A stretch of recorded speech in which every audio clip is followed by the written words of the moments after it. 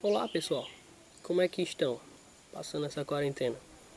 Eu espero que estejam bem.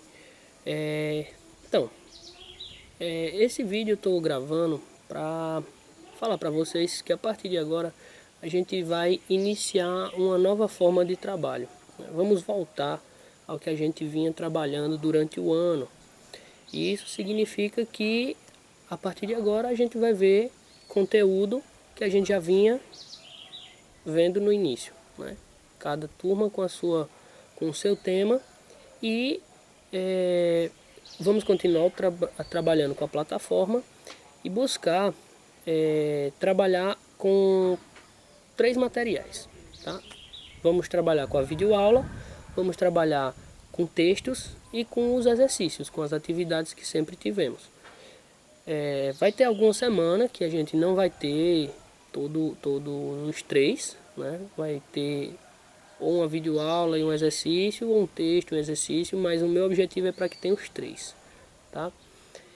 As videoaulas vão ser breves e vão ser em formato de apresentação de slides, né? Eu vou estar passando o material para vocês em formato de slide, explicando cada coisa como se a gente tivesse no quadro. Eu espero que vocês possam aproveitar e lembro também que sempre que tiverem alguma dúvida, me procurem via WhatsApp ou pela plataforma, via e-mail, que eu vou estar aqui sempre para estar respondendo a vocês, ok? Então, vamos à aula. Bom, pessoal, a nossa aula hoje vai ser uma revisão do que a gente já viu para introduzir o novo assunto que é reprodução dos animais. E fazendo essa revisão, eu lembro aqui para vocês o que a gente trabalhou. Falamos sobre os tipos de reprodução assexuada e da reprodução sexuada, como é que elas ocorrem, né? A reprodução sexuada, a cópula, ou seja, no final vai ter a fecundação de um óvulo por um espermatozoide. E no caso das reproduções assexuadas, vamos ter novos indivíduos surgindo a partir de um indivíduo anterior, ou seja, um clone. Depois disso, nós vimos também sobre as plantas especificamente, a reprodução assexuada em plantas, e depois vimos a reprodução sexuada em plantas, as estruturas de uma flor e tudo mais. E aí, como exemplos de reprodução assexuada, nós temos o brotamento, que pode se dar a partir da raiz, pode se dar pelo caule, pela folha, ou por estruturas específicas, como é o caso do morango, o estolão. O estolão, que é uma estruturazinha típica de algumas plantas, como o morango, e dele surgem novas raízes. E que a partir daquele ponto pode surgir um novo indivíduo independente do que o originou.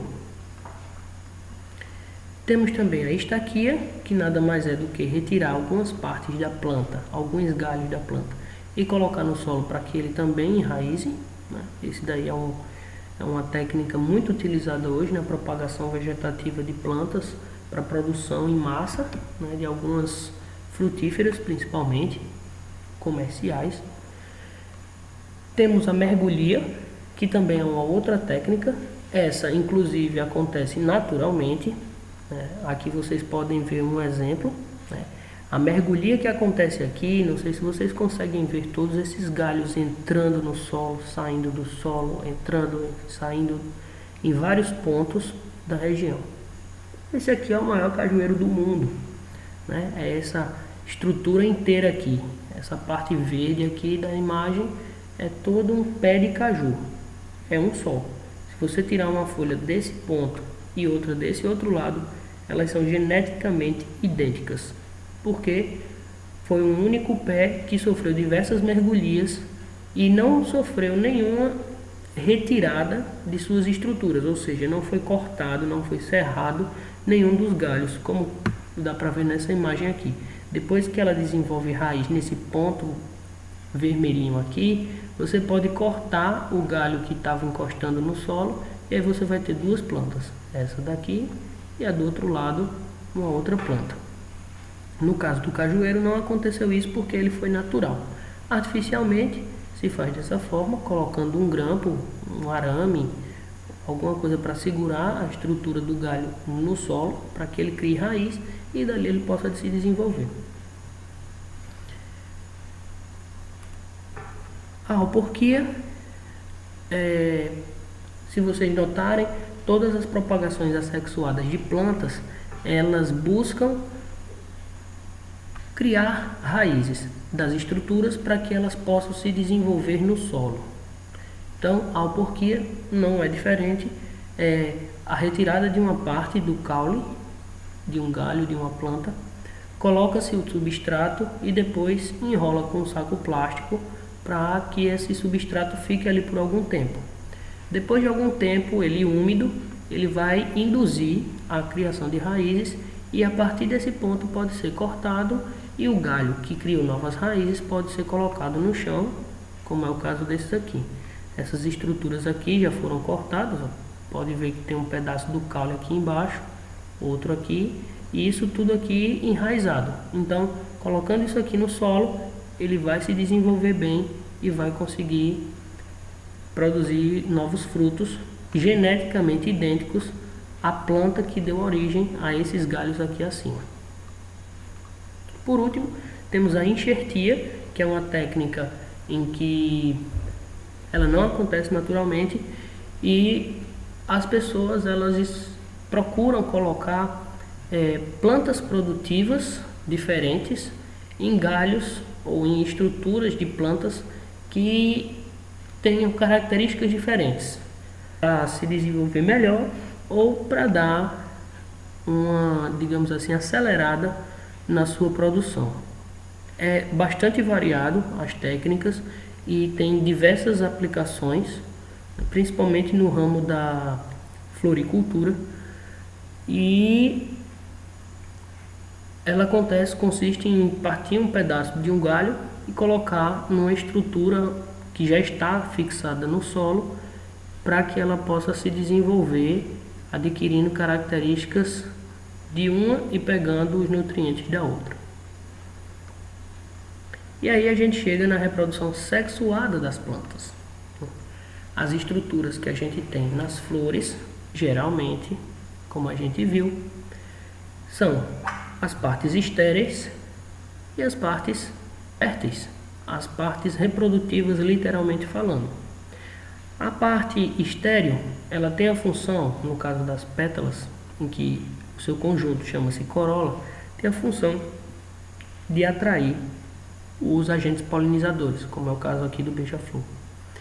E as sépalas, em que o seu conjunto é o cálice, serve para sustentar essas pétalas e dar, digamos assim, o suporte à flor como um todo.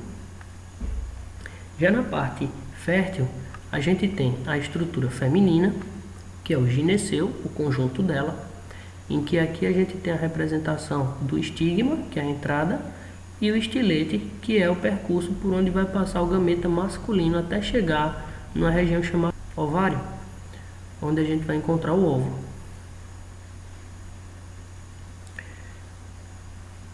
A parte masculina está aqui em amarelo, né? Essa amarelinha aqui, que é a antera, essa parte amarela, e o filete, que mal dá para ver porque ele é muito fininho, mas é a parte que sustenta a antera no restante da flor. Esse conjunto é o androceu, a parte masculina, de onde vem o pólen. O processo de fecundação, ele está descrito aqui nesses 6 passos, e eu peço para que vocês evitem se preocupar com esses pontos de termos mais complexos, como osfera, núcleos espermáticos. Não precisam se ater a esses termos, porque isso só vai ser cobrado de vocês a partir do ensino médio. Então, o processo nada mais é do que o pólen produzido na antera é levado de alguma forma, pelo vento, pela água, por algum animal, até o estigma de uma flor feminina. Quando ele toca o estigma, ele vai produzir o tubo polínico, que nada mais é do que um tubo que vai descer o estilete até o ovário, e desse ponto ele vai se encontrar com o óvulo que está dentro desse ovário, formando assim o zigoto, que daí vai se desenvolver formando a semente, e a estrutura ao redor, no caso o ovário, vai se formar o fruto, como a gente também viu nas nossas aulas em sala de aula. E por último, a gente tem aqui, e foi falado na sala de aula também, as formas de reprodução assexuada em animais. Então, na reprodução assexuada é muito semelhante nos que tem nas plantas, mas com algumas limitações. Os animais que possuem esse tipo de reprodução, eles são mais simples. Os animais mais complexos que possuem reprodução assexuada são animais que sofrem partenogênese.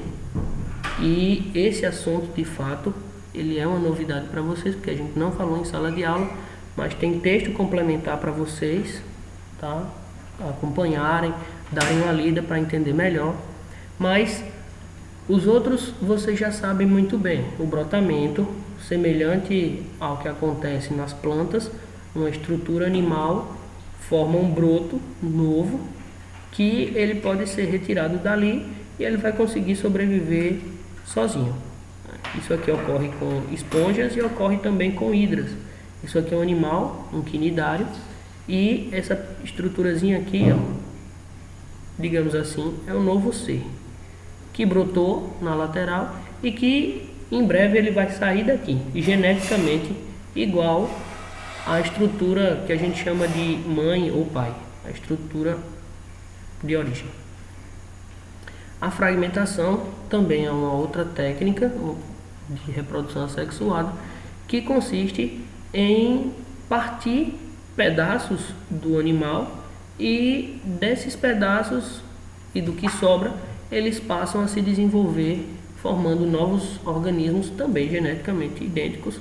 Isso ocorre com corais, ocorre com estrelas do mar, e ocorre também com os plateumintos, como a planária, a tênia e alguns outros animais simples.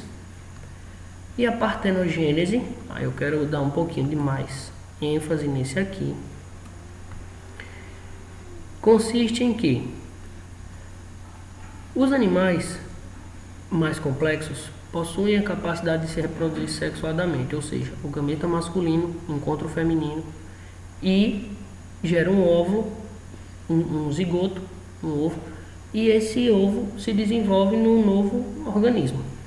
Só que, em alguns casos, a fêmea ela consegue, a partir do seu óvulo, sem fecundar, desenvolver seres que conseguem se reproduzir. Por exemplo, a abelha ela produz o óvulo e o zangão produz o espermatozoide. Quando se fecundam, formam uma abelha operária ou uma abelha rainha. Mas, quando a abelha, com seus óvulos, desenvolve diretamente uma outra abelha, essa abelha ela se torna o zangão. Ou seja, para se ter um filhote macho, a abelha não precisa copular.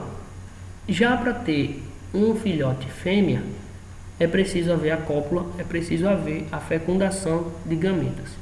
Eu coloquei aqui para vocês uma imagem para que vocês possam perceber a diferença, que muitos não entendem e acham que o zangão é uma abelha preta e muito grande, bem maior do que a abelha rainha ou do que a abelha operária. Na verdade, não.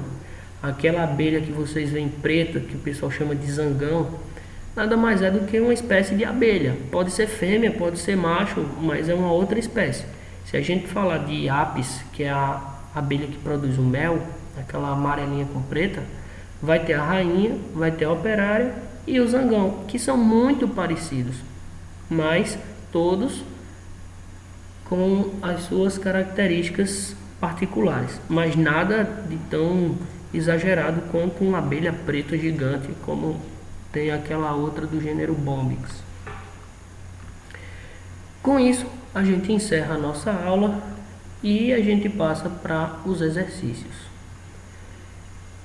Esse material que eu estou disponibilizando aqui vai estar em PDF e vocês vão ter um outro texto que vai auxiliar vocês também sobre partenogênese, que vai auxiliar para responder a questão número 3.